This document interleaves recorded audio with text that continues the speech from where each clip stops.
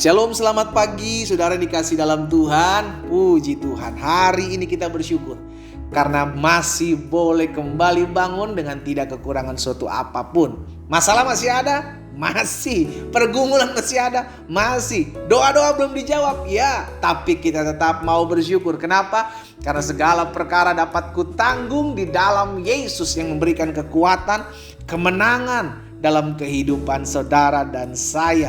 Saudara dikasih dalam Tuhan, tanpa terasa kita sudah ada hampir di penghujung bulan Oktober.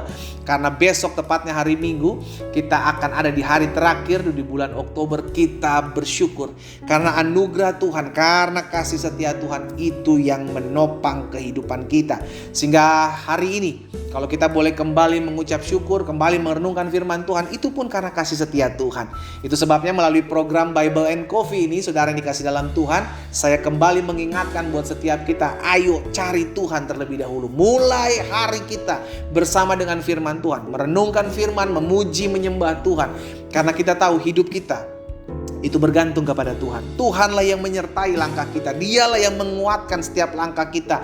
Dia yang menuntun kita masuk dalam seluruh rancangannya yang ajaib. Haleluya. Saya juga mengajak setiap umat Tuhan yang sudah diberkati oleh program Bible and Coffee ini, ayo jadi berkat. Bagikan kembali renungan ini kepada orang-orang yang kita kasih, pada orang-orang yang ada di akun-akun sosial media kita, sehingga orang-orang yang kita rindukan menerima berkat ini juga merasa menikmati berkat-berkat Tuhan di dalamnya. Puji Tuhan, karena kita ada untuk menjadi berkat buat sesama kita, untuk menguatkan mereka ada dalam kehidupan seharian kita. Kita berdoa, kita datang kepada Tuhan. Bapa, terima kasih buat hari ini. Kami mengucap syukur karena anugerah Tuhan, karena kasih setia Tuhan dalam kehidupan kami. Kami bersyukur karena kami tahu betul masalah masih ada dalam hidup kami. Ada hal-hal yang harus kami hadapi, ada tantangan dalam hidup ini. Karena itu kami mau bergantung penuh kepada Tuhan. Hidup kami milik Tuhan, dan kami tahu selama hidup kami dalam tangan Tuhan, maka apapun yang kami hadapi, kami akan melihat kemenangan yang datang daripada Tuhan. Bicara bagi masing-masing kami, ya Allah Roh Kudus. Kami buka hati kami di dalam nama Tuhan Yesus Kristus kami berdoa. Haleluya. Amin, amin. Puji Tuhan. Saudara yang dikasih dalam Tuhan, ada satu hal yang saya mau bagikan hari ini buat setiap kita di dalam 2 Raja-Raja pasalnya yang keempat, ayatnya yang kedua. Jadi suatu kali Elisa disuruh Tuhan untuk pergi ke rumah seorang janda di Sarfat, saudara dikasih dalam Tuhan, karena Tuhan pakai janda Sarfat ini untuk memberkati atau untuk memelihara kehidupan Elisa di tengah-tengah masa-masa kelaparan. Di dalam 2 Raja-Raja pasal 4 ayat yang kedua ini, Elisa bilang begini sama janda ini, saudara. Apa yang dapat kuperbuat bagimu? Beritahukanlah kepadaku apa-apa yang kau punya di rumah. Berkatalah perempuan itu, hambamu ini tidak punya sesuatu apapun di rumah kecuali sebuah buli-buli berisi minyak. Jadi pada saat itu ada kelaparan yang sedang melanda, dan Tuhan pakai janda di Sarfat ini.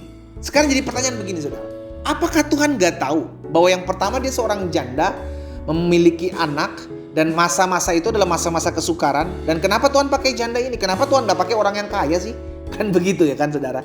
Tapi ternyata saudara dikasih dalam Tuhan, Tuhan tahu memberkati orang-orang yang kekurangan.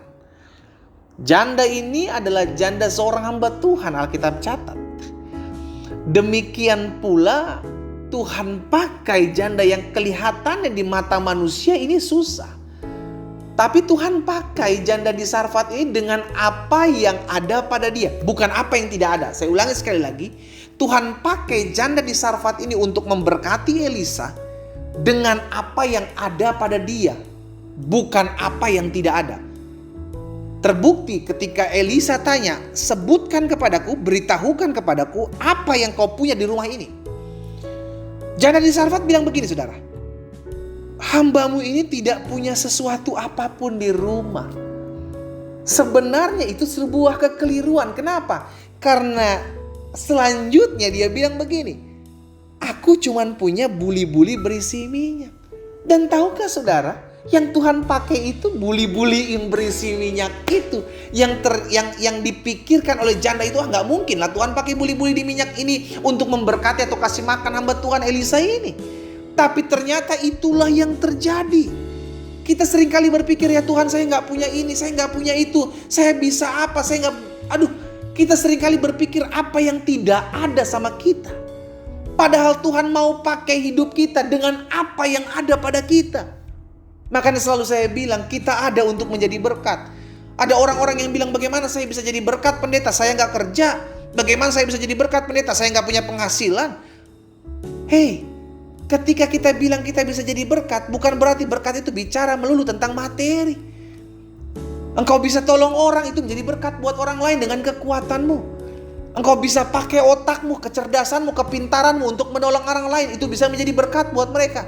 Bahkan engkau bisa membuat orang lain tersenyum, itu pun engkau sudah bisa menjadi berkat buat mereka. Di tengah-tengah orang kesusahan, di tengah-tengah orang marah-marah, maki-maki, engkau bisa membuat orang tersenyum. Itu bisa menjadi berkat buat mereka. Tahukah saudara, ternyata Tuhan pakai dari apa yang ada pada kita untuk memberkati orang lain, bukan apa yang tidak ada pada kita.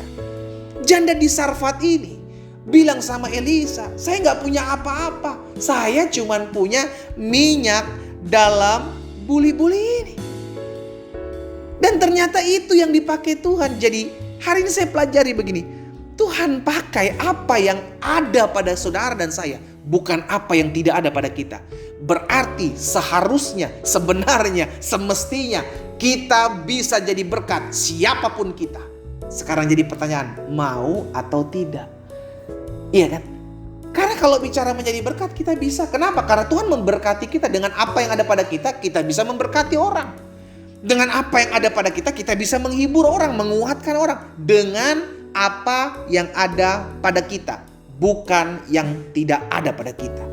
Hal yang sama dikatakan oleh Tuhan kepada Musa. Ketika Musa bilang sama Tuhan, bagaimana nanti kalau orang Israel dalam pembuat di Mesir tidak percaya kalau aku diutus oleh Tuhan? Ya kalau dipikir-pikir benar juga, apa buktinya kalau Musa ini diutus oleh Tuhan? Kan begitu saudara kan?